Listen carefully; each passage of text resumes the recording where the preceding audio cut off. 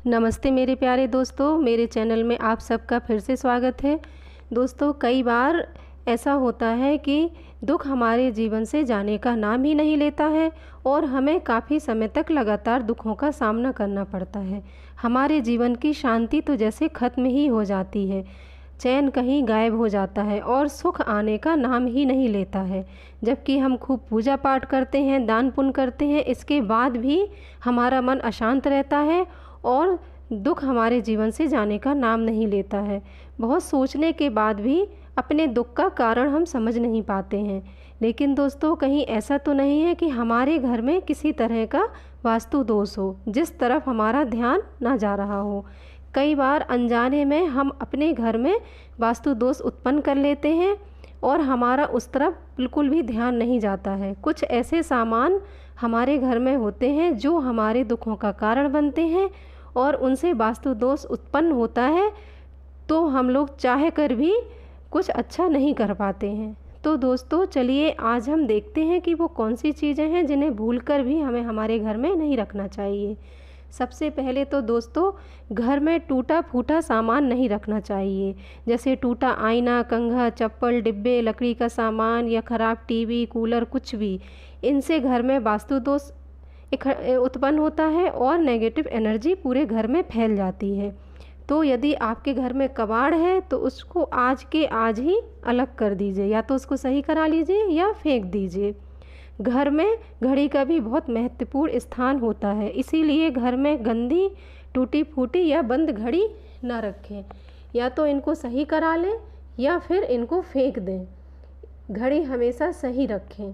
सूखे और मुरझाए पौधे भी घर में नहीं रखना चाहिए, इनसे पूरे घर में नेगेटिव एनर्जी फैलती है। जहाँ ताज़े फूलों से पॉजिटिव एनर्जी आती है, वहीं मुरझाए हुए फूलों से नेगेटिव एनर्जी आती है। इसीलिए अगर आप भी मुरझाए हुए फूल अपने घर में रखते हैं तो उनको तुरंत ही अलग कर दें। इसी तरह भगवान को जब सुबह हम फूल चढ़ाते हैं तो शाम को फूल मुरझाने के बाद उतार देना चाहिए। और दोस्तों, इसी तरह से घर में कैक्टस भी नहीं लगाना चाहिए। कैक्टस घर के लिए शुभ नहीं होते हैं। अगर आपके घर में कैक्टस लगे हुआ है तो उसको आज के आज ही अलग कर दीजिए। इसी तरह से बाथरूम को भी हमेशा साफ़ सुथरा रखना चाहिए, बाथरूम को गंदा नहीं रखना चाहिए। और घर में पुराने कैलेंडर या पेपर रखे हैं तो उनको अलग कर देना चाहिए। पुराने पेपर या कैलेंडर घर में रखने से काम जैसे रुक सा जाता है, इसीलिए हमेशा नए साल का और नए दिन का ही कैलेंडर और पेपर रखना चाहिए, बाकी रद्दी में बेच देना चाहिए, नहीं तो घर में नेगेटिव एनर्जी आती है। और दोस्तों, आईना को नकारात्मक ऊर्जा से भरपूर माना गया है। टूटा फूटा आईना घर में ना रखें और ना ही बेडरूम में आईना लगाएं।